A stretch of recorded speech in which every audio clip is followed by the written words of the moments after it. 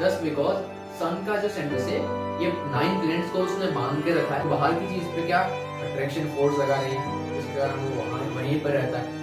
Okay, Isaac Newton, okay Isaac Newton का एक great physician, उनको अपने काम में बहुत ही ज्यादा इंटरेस्ट था, कोई खींच के रख सकता है।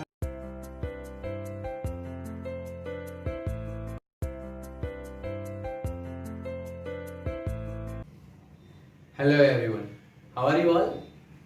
Okay, I hope you all are safe and fantastic. So, in today's video, we are going to discuss an important chapter and also an interesting one named gravitation. Okay, so gravitation is also one of my most favorite chapter. Okay, because it's too much interesting and it's a first leading step towards space science. Okay तो ये creation जो पूरा है, अर्थ सन हमारा पूरी दुनिया जो है उसको समझना है, अगर if you want to understand the all the fundamental concepts, so gravitation is the first leading step towards it. Okay, so if you want to understand it more, I want to suggest you one movie from Hollywood named gravity itself. Okay, एक movie है जिसका नाम है gravity, you must watch it. ये बहुत ही interesting है और बहुत अच्छे से उसको वहां पे समझाया गया है टेक्नोलॉजी का यूज करके। I must tell you, you can watch it. Okay, so let's go further and start our today's chapter without wasting time. Okay, so first of all, what's the basic prerequisite we have to understand before starting this chapter, and the statement I have written is force is the cause of motion. Force is the prime cause of motion. इसका मतलब if there is a motion for any object, कोई भी object पे motion हो रहा है, कोई भी ऑब्जेक्ट मोशन कर रहा है, it means that there must be some force applying on particular that object. ठीक है, तो इसका मतलब ये हुआ कि अगर कोई भी चीज मोशन कर रही है तो वहां पे फोर्स तो होगा ही। वो कौन सा फोर्स होगा, कौन अप्लाई कर रहा है, वी डोंट नो, बट इतना फिक्स है, without any force there not the existence of motion. Motion exist नहीं करता अगर कोई फोर्स नहीं है तो। ठीक है, सो ये हमने समझ लिया कि force is the prime cause of motion. ठीक है, मोशन है तो फोर्स होता होगा। अब थोड़ा आगे जाते हैं, इधर लिखा हुआ मैंने एग्जांपल एक सोलर सिस्टम का। अब सोलर सिस्टम के बारे में सोचो, that is there is a centre and in that centre the sun is situated there. Solar system के सेंटर में कौन है, हमारा सन है, और सन के अराउंड में 9 प्लैनेट्स आर रिवॉल्विंग। तो ह्यूज 9 प्लैनेट्स, बहुत ही बड़े 9 प्लैनेट्स रिवॉल्व कर रहे हैं। ना ही उनकी ड्राइविंग सीट पे कोई एक्सीलेटर लगा रहा है, फिर भी वो घूम रहे हैं, अपने आप घूम रहे हैं, मतलब मोशन हो रहा है, but we don't know the cause of that motion. अब अभी अभी देखा that force is the prime cause of motion. तो प्लैनेट्स के जो 9 प्लैनेट्स का जो मोशन हो रहा है सन के अराउंड में, वहां का भी कोई कॉज, कोई फोर्स ही होगा, but which type of force, उसका नाम क्या है? Okay, we will understand it. तो ये सर्कुलर हो रहा है। ओके, सेंटर में सन था, 9 प्लैनेट्स हैं, और तो ये तो चलो हो गया, पर ये फोर्स को ढूंढना है। अब let's understand one new concept with named, and that is centripetal force. Okay, क्या नाम है इसका? सेंट्रीपेटल। अब ये सेंट्रीपेटल नाम बना है सेंटर से। ओके, सेंट्रीपेटल का मतलब क्या होता है? I am writing here is that is centre seeking force. Okay, what it is? Centripetal means center seeking force. इसका मतलब ये हुआ कि ये सर्कल है, सर्कल के पाथ पे there is one object is going in motion, कोई ऑब्जेक्ट मोशन कर रहा है, तो सेंटर में से वो ऑब्जेक्ट पे कोई फोर्स लगेगा, मतलब कि ये जो ऑब्जेक्ट है वो सेंटर की साइड अट्रैक्ट होगा। आपको पता होगा जब भी हम उत्तरायण में या कहीं पे छोटे बच्चे होते हैं वो एक थ्रेड लेते हैं, थ्रेड लेके इधर एक पत्थर बांधते हैं, फिर उसको ऐसे घुमाते हैं। ठीक है, तो ये आपने भी किया होगा, मैंने भी किया था, मैं छोटा था तब। तो इसके अंदर भी कुछ यही कंसेप्ट है। उसको चलो उसी एग्जाम्पल को लेते हैं और समझते हैं। आपने देखा होगा, ट्राई किया होगा तब, कि जब भी थ्रेड बांध के स्टोन को जब ऐसे घुमाते हो, शुरुआत में हमको हाथ ऐसे करना पड़ता है। After few second we just have to keep it steady and the stone will continue in rotation. Okay, stone rotate होता रहेगा एक सर्कुलर डायरेक्शन में अच्छे से। तो आप देखो वो सर्कल जो बनेगा, जो ये पाथ बनेगा स्टोन के रोटेशन का, it will be fixed, radius fix रहेगा। उसको सिर्फ और सिर्फ थ्रेड से बांधा गया है और थ्रेड भी हमारे हाथ में है, फिर भी वो सर्कल फिक्स है। क्यों फिक्स है सर्कल? उसकी रेडियस हर जगह पे सेम होगी। Why it is so like that?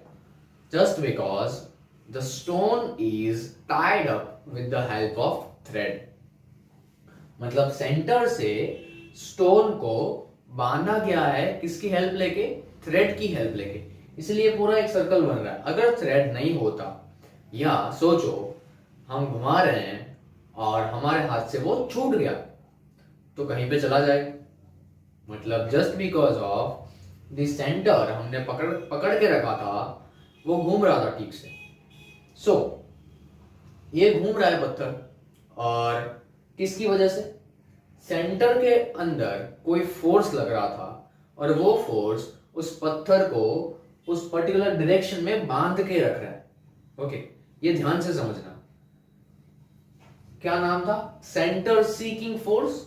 मतलब एज पे जो भी ऑब्जेक्ट मोशन कर रहा है उसको उसी मोशन में, उसी पाथ में, उसी ऑर्बिट में पकड़ के रखने के लिए एक फोर्स सेंटर की साइड से चाहिए। इधर से कोई मूव कर रहा है तो सेंटर की साइड से कोई फोर्स आना चाहिए। ठीक है, हमने वो पत्थर को तो थ्रेड से बांधा था, पर सन और अर्थ के बीच में कोई थ्रेड नहीं है, फिर भी अर्थ घूम रहा है, बाकी के प्लैनेट्स भी घूम रहे हैं। इसका मतलब कि सन जो है वो सेंटर से सेंटर सीकिंग फोर्स, अच्छे से बोले तो सेंट्रीपेटल फोर्स लगा रहा है। किसके ऊपर? 9 प्लैनेट्स के ऊपर। और इसी वजह से just because of this centripetal force, the all 9 planets are continuously revolving in that particular orbit or in that particular path. Okay, उनके रोटेशन का जो एक फिक्स पाथ है वो वहीं पे घूमता रहता है। जस्ट बिकॉज सन का जो सेंट्रीपेटल फोर्स है इट्स अ कांस्टेंट फोर्स, वो कभी चेंज नहीं हो रहा है, बढ़ता नहीं है, घटता नहीं है, वो एज इट इज है। इसी वजह से ये 9 प्लैनेट्स को उसने बांध के रखा है और अपनी अपनी फिक्स ऑर्बिट पे वो घूम रहे हैं। ओके, समझ रहे हो? तो this is the centripetal force. अब सोचो कि इसका मतलब ये हुआ कि मून जो है वो भी अर्थ के अराउंड में रोटेशन कर रहा है, अर्थ जो है वो सन के अराउंड में रोटेशन कर रहा है। तो उनके सेंटर में जो भी चीज होगी वो बाहर की चीज पे क्या अट्रैक्शन फोर्स लगा रही है, जिसके कारण वो वहां वहीं पर रहता है। ओके, चलो ये समझ लिया सेंट्रीपेटल फोर्स। अभी इसको साइड में रखना है, मतलब साथ में रखना है। और एक चीज समझनी है, अब ये ग्रेविटेशन हमारे चैप्टर का जो नाम है, उनके साथ एक बहुत ही बड़े साइंटिस्ट, अ ग्रेट फिजिसिस्ट, इनका नाम जुड़ा हुआ है, and that is sir Isaac Newton. Okay, Isaac Newton का एक स्टोरी है, हमने सुना ही है बहुत बार, दैट आइजैक न्यूटन का कौन सा स्टोरी था कि वो गार्डन में, एक पार्क में, sitting under a tree, Apple tree के नीचे वो बैठे थे, और suddenly one Apple come down, और उन्होंने सोचा कि ये एप्पल ऊपर क्यों नहीं गया, नीचे ही क्यों आया। हम होते तो क्या करते? हम उठा के साफ करके, अरे वाह कितना टेस्टी है, हम खा लेते। Okay, but Isaac Newton, he was a great great physicist. उनको अपने काम में बहुत ही ज्यादा इंटरेस्ट था, जुनून था। ओके, वो रिसर्च में बहुत ही मजा आता था उनको, वो खाना पीना भूल जाते थे, इतने ग्रेट थे। साइंटिस्ट सारे ऐसे होते हैं। ओके, सो सेम एज वो पार्क में बैठे बैठे भी एप्पल गिरा, उन्होंने सोचा ये ऊपर क्यों नहीं गया, लेफ्ट राइट क्यों नहीं गया, सीधा नीचे ही क्यों आ गया। Okay, I know it's a normal thing, he also knows, but he wants to find the reason behind it. Science gives reason. So उन्होंने रीजन सोचा कि ये क्या हो सकता है कि एप्पल को नीचे ही ला रहा है. उन्होंने इन्वेंट किया gravitation. Okay, sir Isaac Newton ही थे, उन्होंने ये चैप्टर, ये ग्रेविटेशन का कंसेप्ट हमको समझाया. ओके, उन्होंने सोचा कि अगर अर्थ जो है वो एप्पल को नीचे खींच सकता है तो अर्थ मून को भी खींच के रख सकता है, इसीलिए वो मून घूम रहा है. ओके, अब ये एप्पल था, पहले ट्री पे लटका हुआ था, बाद में खींचा, ऐसा नहीं था. जब एप्पल गिरने आया तब कहां पे गिरा? नीचे ही गिरा, जस्ट बिकॉज ऑफ कि ऊपर की साइड से कोई फोर्स उसको ऊपर नहीं खींच रहा था, पर अर्थ उसको नीचे की साइड खींच रहा था. ठीक है, इसी वजह से एप्पल नीचे आया. तो इसका मतलब हुआ कि अर्थ के ऊपर की हर एक चीज पे फोर्स लगा रहा है, अट्रैक्शन फोर्स लगा रहा है. तो वैसे ही अर्थ मून पे भी लगाता होगा. ऐसा किसने सोचा? आइजैक न्यूटन ने.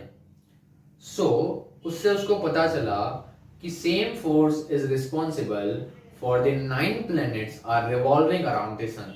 यही एक फोर्स है जो कि एप्पल के नीचे गिरने में भी, मून के रिवॉल्विंग के लिए भी, और 9 प्लैनेट्स के भी रिवॉल्विंग के लिए भी रिस्पॉन्सिबल है. ओके, सो ये फोर्स कौन सा है, क्या नाम दिया जा सकता है? तब जाके उन्होंने उस फोर्स को नाम दिया ग्रेविटेशन. Okay, gravitational force. अब ये फोर्स क्या है? अब इसको बहुत ध्यान से मैथमेटिकली उसका स्टेटमेंट हम सब समझने वाले हैं. तो आप सबका ध्यान मेरे को इधर चाहिए. ओके, इतना समझ लिया. सेंट्रीपेटल फोर्स का मतलब होता है सेंटर सीकिंग फोर्स, ऐसा फोर्स कि जो सेंटर की साइड खींच के रखे, सेंटर की साइड सीकिंग करे. ओके, ऑब्जेक्ट को, दैट इज सेंट्रीपेटल. ये याद रखना आप लोग. तो ये समझ लिया, ये प्री रिक्विजिट थी ये चैप्टर को समझने की. Now let's go with the proper understanding of gravitational law.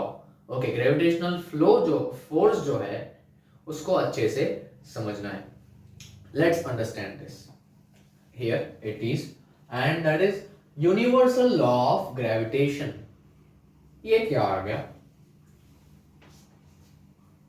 Universal word, sir ने तो अभी सिर्फ सोलर सिस्टम का एग्जांपल दिया. Okay, so why the word universal used? तो सबसे पहले हमको ऐसा लगता है कि gravitation is only and only connected with earth and other objects. इसका मतलब हम ऐसा समझते हैं that gravitation का मतलब क्या? कि सारी चीजों को अर्थ अपनी साइड खींच रहा है. That is not the 100% truth. बाकी भी और कुछ है जो आपने नहीं समझा, and that बाकी का और कुछ ये वर्ड हमको समझा रहा है. ये ग्रेविटेशन जो लॉ है इट्स यूनिवर्सल. इसका मतलब, अब ध्यान से समझना, मैं स्टेटमेंट बोलने जा रहा हूं, आपको समझाने जा रहा हूं. ग्रेविटेशनल जो लॉ है वो एग्जैक्टली में क्या है?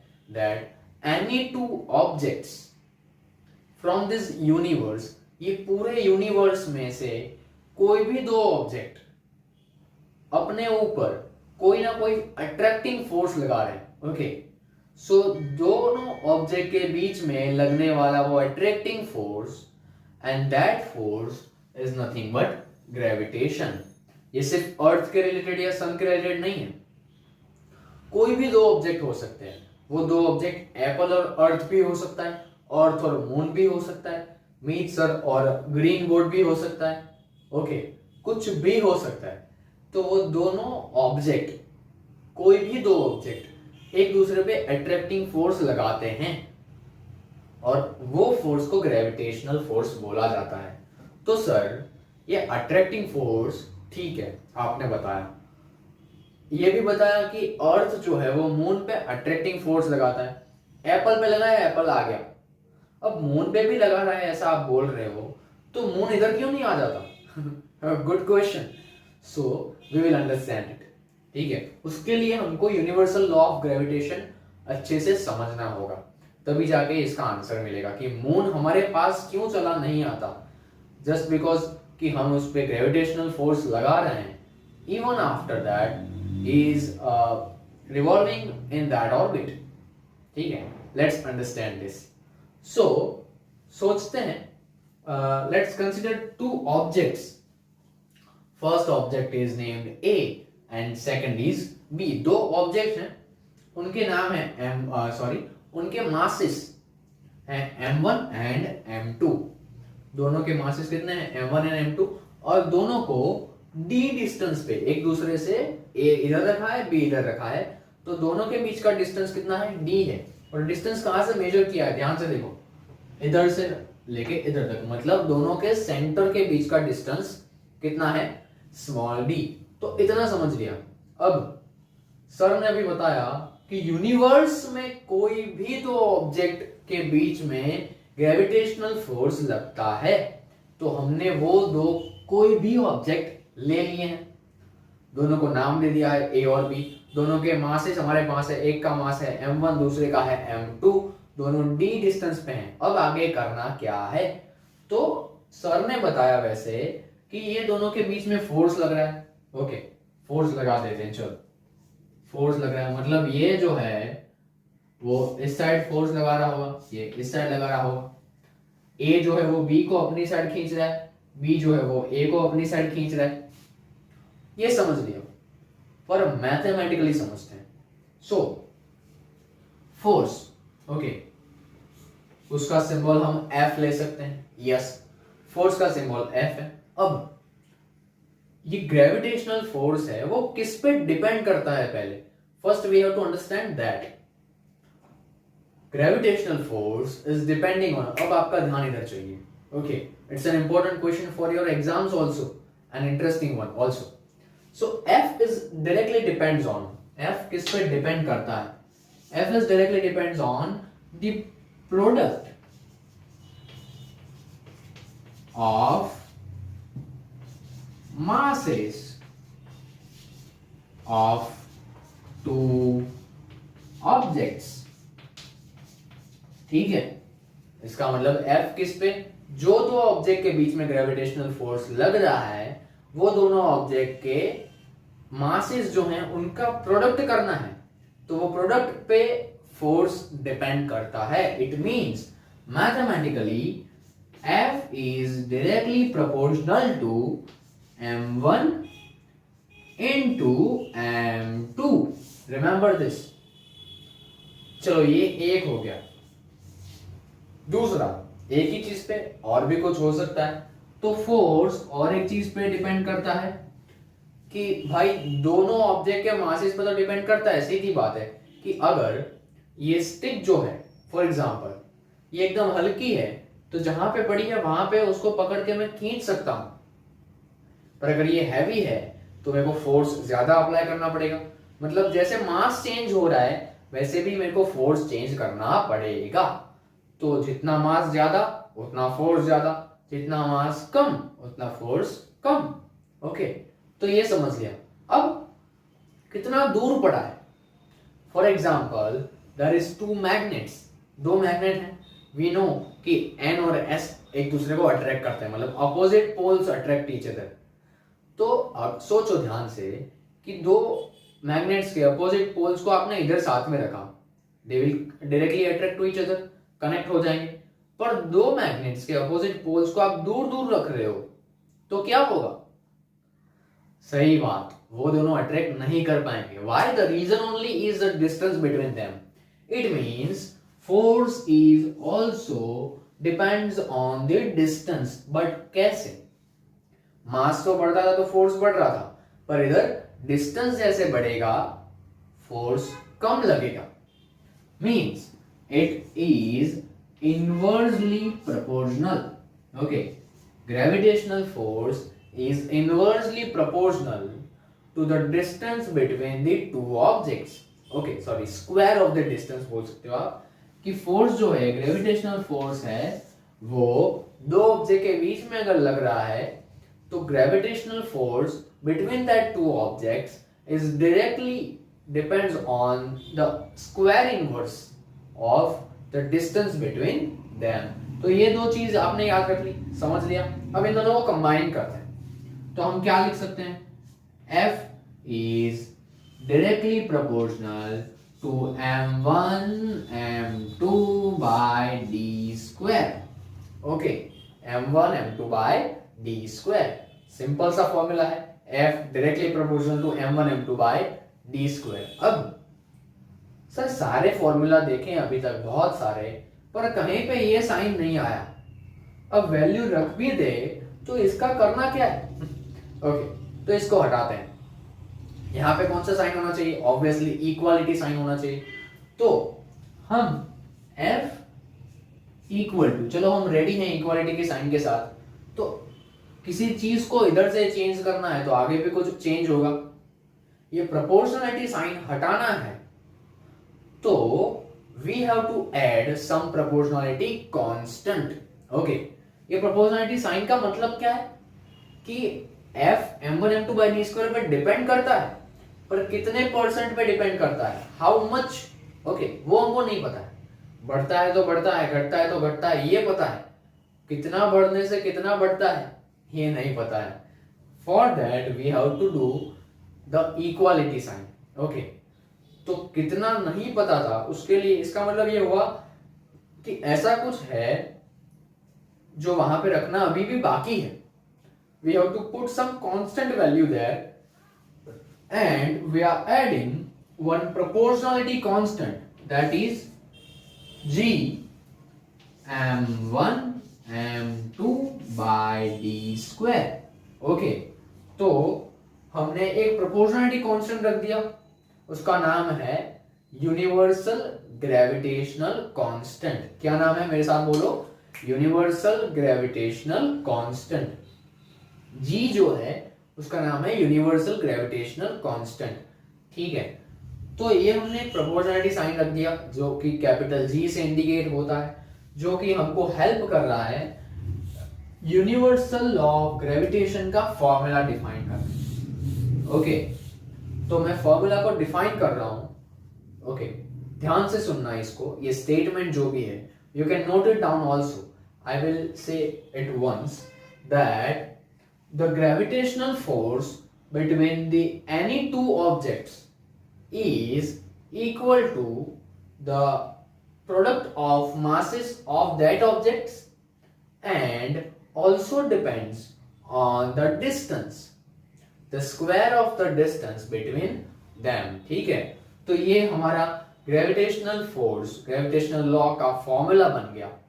इस फॉर्मूला को यूज करके हम बहुत सारे आंसर्स ला सकते हैं न्यूमेरिकल्स के, जो कि हम आगे पढ़ने वाले हैं. Okay, so in next lecture, in next video we will going to discuss further about this जी.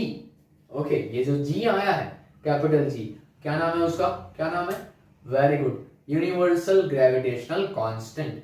तो ये यूनिवर्सल ग्रेविटेशनल कांस्टेंट के बारे में और पढ़ने वाले हैं नेक्स्ट सेशन में. तब तक के लिए stay tune, stay connected. Okay, आपको ये वीडियो कैसा लगा मेरे को कमेंट में बताना. ओके, सो मिलते हैं नेक्स्ट वीडियो में. सी यू सून, टेक केयर.